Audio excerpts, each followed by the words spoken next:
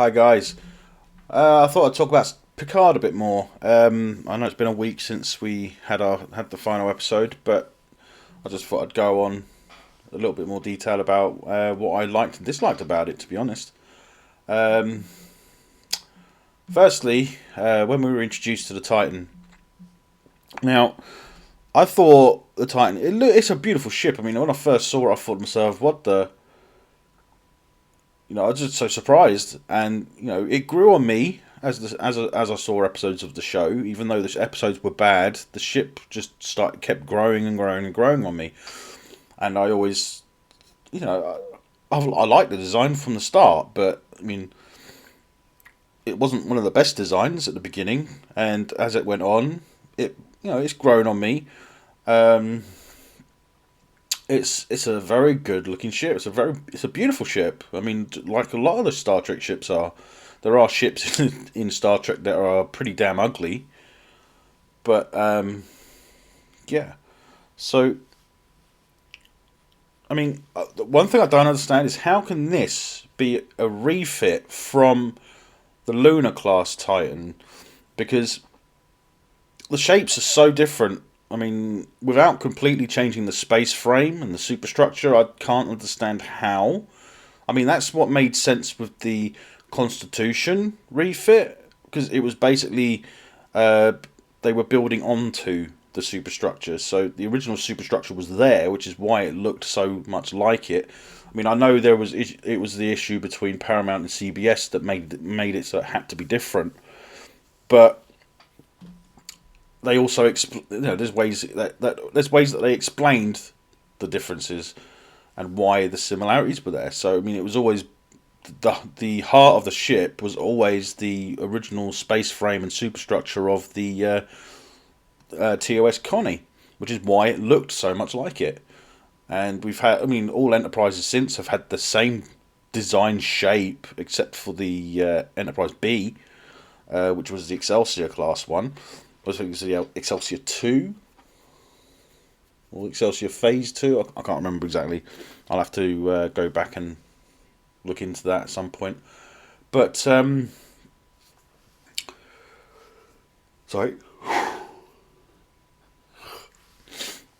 I like it. But, like I said, I don't understand the refit. And calling it a Neo Constitution doesn't, it kind of raised questions for me at the beginning when they said that Neo Constitution class. But at the end, it made sense, as they must have thought about that from the start. But it's just I don't know. I don't get it. I mean, it's a light cruiser explorer, or an explorer light cruiser. So it's not as heavily armed as the Constitution was. I'm guessing that explains why this has ball turrets, and I mean, I don't even remember seeing phaser strips. I mean, it could have had phaser strips if it's a new ship or a new ship's design, refit, or whatever. Then how come it doesn't have phaser strips around the saucer? Why does it have ball turrets? It's like a stepping backwards several generations in technology. It just I suppose it could go if it was for the classic appearance of the ship, because it is a classic design at this point. But I mean, it's like they say they were using 20-year-old technology. So I mean, it's got a lot of old tech. I mean, I know, yeah, it could be that could be explain the refitted parts from the Lunar class, because I think the Lunar class at this point would have been 20 years old or plus, 20 plus years old. But when I saw it, yeah, I was underwhelmed. Then like I say, it grew on me, and I enjoyed it. I mean, a lot of the episodes were boring, but I always enjoyed seeing the ship. I always thought that they done really well with the beauty shots of the ship, with all the views we get and the flybys. Um, but it's not a powerful ship, and Shaw even says that when they first come across the Shrike, He even says they're outclassed in every way. I mean, this is like a constitution, a TOS constitution going up against the I don't know, the uh yeah, yeah, there we go. It's like I just started to think there for a second. It's like a constitution, a TOS constitution going up against the scimitar from Nemesis. Way outclassed. I mean, even the Enterprise E was outclassed by the scimitar, but you know, that's besides the point. Um, I have an issue with their idea of post TNG security, because not only does Seven of Nine commandeer the ship and take Picard where he wants to go, despite that being against the captain's wishes, which is mutiny. Like he says, it was mutiny. The second time, Vadik takes it over with a bunch of changelings. Yes, it's got a limited crew. I mean, they did say that there's a skeleton crew on it at that point. But sorry, guys, I'm yawning. I don't understand. I don't know why. I'm not tired. You know, just can't. I'm having a yawning issue at the moment. It's just unusual. But I mean, it is a light cruiser. But you'd think that there would be security inside that would have maybe some transport inhibitors, you know, because the shields get knocked out, the inhibitors could still be active and prevent people from beaming on and beaming off, you know. That would make sense, in my opinion. But obviously it doesn't work for the plot. Also, get taken over by the Borg. Well, we know why that happens. I mean, no one knew that was coming, but I mean, there were hints to it. But I mean, the hints were so vague, it was unbelievable. I mean, they would give you a hint, and you'd think, oh, it's going that direction, but it actually switched directions, which is good. It kept us thinking, you know. But you know, it's just at a certain point, we knew the Borg were coming. So, yeah.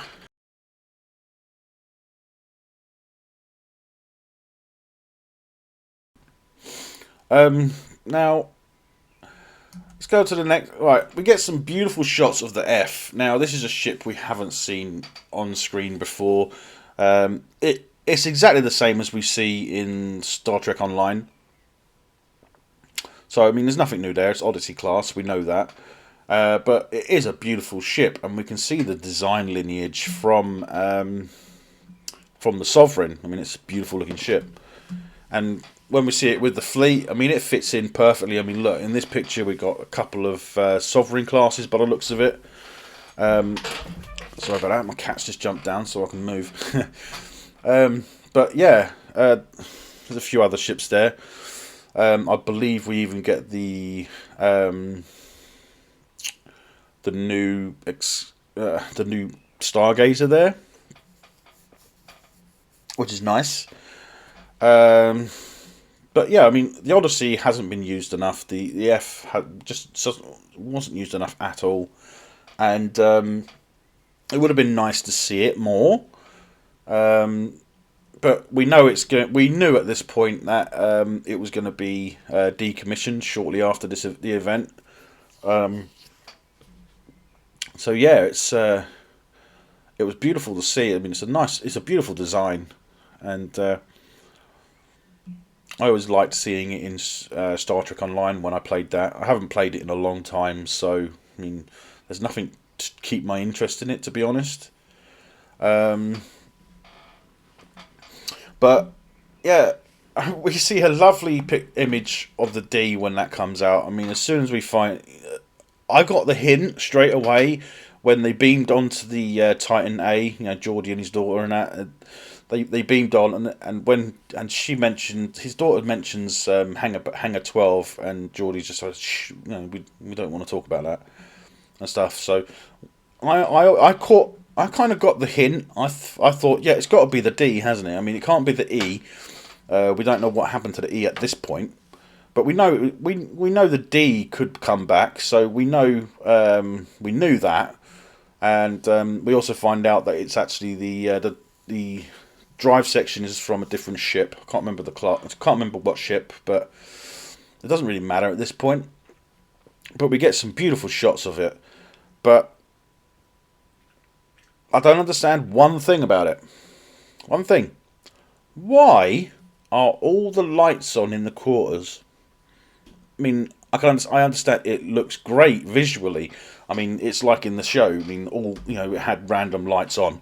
But I don't understand. If there's no crew living on it, there's no people in those quarters, then why are the lights on all the time? It doesn't make sense, but visually it looks great, and we know it looks great because I mean they done it. They got it perfect. I mean, it absolutely looks amazing, and I'm glad we got to see it back, and I'm glad we get to see it at the end in the museum where it definitely deserves to be, and yeah, I mean, it was great. I loved it. I loved to see it. And they really did do an outstanding job. I mean, but what I don't understand is it's old technology. I mean, it's at least 30 or 30 years old at this point, isn't it? I mean, it's got to have been at least 25 to 30 years since the drive section was destroyed and the saucer section crashed. So it's got to be at least 20 years, hasn't it? I mean, surely. But yeah, I mean, I loved it at this point. I loved the show. The last two episodes were great. They were definitely the best two episodes of the entire 3 seasons. But I mean, the third season has been the best by far. And I'm glad. I think everyone agrees with that. I mean, the first two seasons they were a bit slow, and there was no real plot to them or big picture to it. But I mean, with season 3, I mean, we could see the picture was there. We knew it was coming, but we didn't know how it was coming. And then when it finally happened, we knew. We kind of got the hint. But there is a question I have about it, because what the hell were they doing at Daystrom Station with Captain Kirk's body? I can't understand why they would keep Captain Kirk's body. A friend of mine thinks that in a future show he can come back. They'll bring him back, and we'll see a younger Kirk in another show in the future. But I don't see that. I think it was just a reference, just fan. It was just for the fans, and I just don't know. I don't know. I mean, I can't even say much about it because I don't understand why they would do it. I mean, I can say it's fan service, but I mean, my friend says he's got a thought, and it's just no. I don't know. I mean, I don't understand why they would have it. It's a bit morbid, if you ask me. So it just doesn't make any sense. But and another thing, now I know that they want to do another series like Star Trek Legacy, and I would love to see that. But the thing I don't want to see is this. I do not want the Enterprise G that was renamed from the Titan A. I mean, I would rather have it stayed as the Titan A. It would have made more sense. It would have been a lot better. I mean, I know in this picture, I think we can see. I think there's phaser strips there, but I mean, up until this point, you wouldn't know that they were there. I mean, the close-up images. I mean, you can see a couple of the forward phaser ball turrets there. I mean, why would they have phaser ball turrets and phaser strips? It doesn't make sense. And I just don't know. Maybe you could figure it out. I mean, are there phaser strips on the Titan A before it becomes the Enterprise? Because I don't remember seeing them. I don't remember noticing them. But then they barely ever fired their phasers anyway. They were all Most of the time, they were firing torpedoes, which fine, no problem. It's not the way I would have done it, but they did it. But it would have been nice to see this thing firing off phasers. Like we saw the Enterprise D. I mean, it was beautiful seeing the Enterprise D firing off all those phasers from their strips. It was beautiful, beautiful scene, beautiful imagery. But, I mean, it's over now. For the most part, I'm glad it's over. But, on the other hand, I wish we could have more of the Terra Mentalis Star Trek. That would be nice, but it just doesn't make sense. I want to talk about this Legacy series for a bit, because, I mean, like I said, I don't like the idea of it being on the Enterprise N2C 1701G. Sorry if you don't like the way I say it, but I was trying to be dramatic and probably didn't work. Because it is a light cruiser, it's a very low tier ship in comparison to other Enterprises that have existed in the past. And I mean, considering for the Titan refit, they took a lot of stuff out of it. I mean, if you look at images of the Titan next to a Titan A refit, you wonder where it all went. I mean, they take a hell of a lot away from that ship to make it the Neo Constitution. And I think they only went with Neo Constitution because they knew they were going to change it to the Enterprise G. But I don't know. It doesn't make sense. I mean, poor security. It's a low tier ship. Onboard security is pretty poor, considering 2 times it was taken over. 1 time by Vadik. I mean, it's just weird that it would get taken over so easily by Vadik, even with a skeleton crew. Now, there's not a lot of more information out about Section 31. But I'm hoping that there will be something announced at the San Diego Comic-Con. I think that's what they're going for. They're going for an announcement there. Hopefully, crossing my fingers that we'll find out more about the upcoming movies and shows. Hopefully they'll confirm that Legacy will be being made. Because that would be nice. Sorry again, I'm yawning.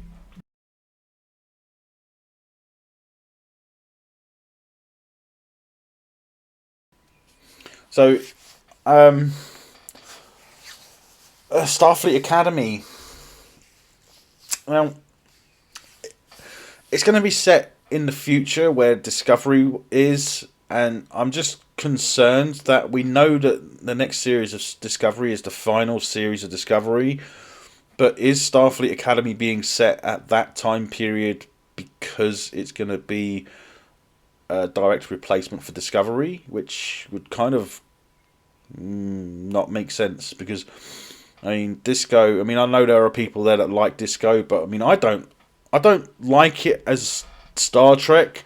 I like it as sci-fi, but I mean, to me, it's not Star Trek. It's just a generic sci-fi show to me. But there are other shows that I'd rather have watched. I mean, I would rather that they carried on with Lost in Space on Netflix, and stuff like that. So, I mean, what is it gonna? Who are we gonna have it? There's one person in Discovery that we know is teaching at the academy, and that's Tilly. I mean, don't get me wrong; it'd be great to see Tilly, but I mean, she's probably one of the better characters in the show, and I mean, she made me laugh a few times, but that's the dialogue. But yeah, it's just I don't get it. I mean, the Section 31 movie, it makes sense because Michelle Yeoh can't.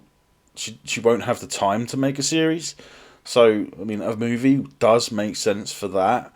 But the Starfleet Academy series, I just don't know. I don't know if it's going to be any good. I mean, it's a Kurtzman idea.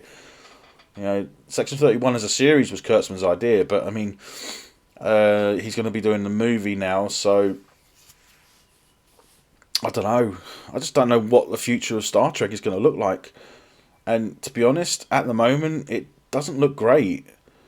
We got Strange New Worlds Season 2 coming up, but I just don't know. I don't know if I like it. I don't know if I like Strange New Worlds, because knowing what Paramount have said, that they don't want Strange New Worlds to step on TOS at this point. So I think was it what it was announced recently? Was it, or was it in an article? They're saying that season 3 will be the end of Strange New Worlds because they don't want to step on TOS. But I mean, come on, they've got a new Kirk, so I mean they've stepped on it already, guys.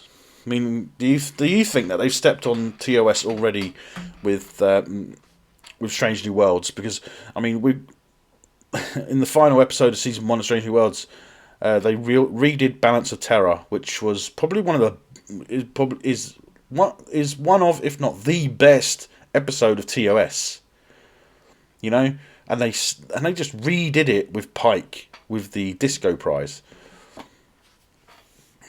And the thing is, this is what doesn't make sense with Strange New Worlds, right? We know Pike has that accident. We know that the Enterprise gets damaged to a point where it kills a lot of crew members, and a lot of them are cadets.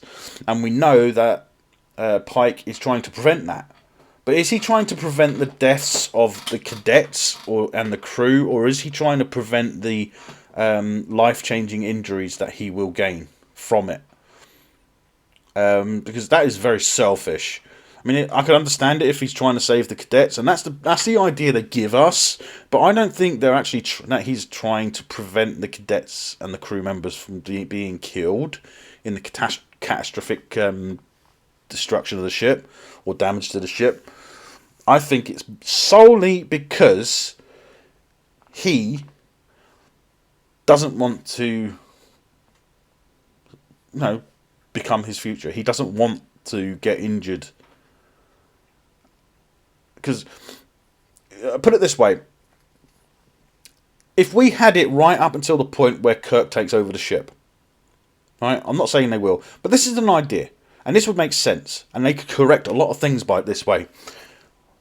Fast forward to, so this is for season 4 or something, season 3 or season 4. They're going to stop with season 3, but this is an idea of how they can fix the issue that I have with the Enterprise that they use to the design.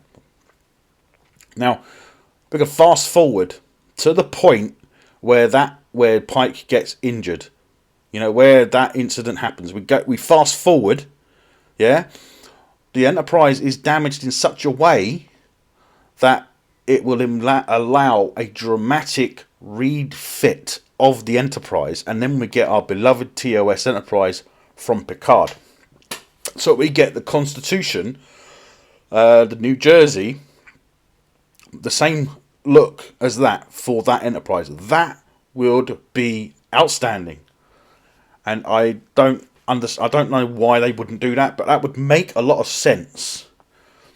End Strange New Worlds, end the command of Pike at the point that he gets hurt. At that, I want to see that. I personally would love to see that. I don't know if you'd love to see it. If you want to see it, comment down below. But, I mean, that's how I feel. And I feel that would be a very good idea. And I wish they would go with that idea, because that makes sense. And it will bring fans back to it.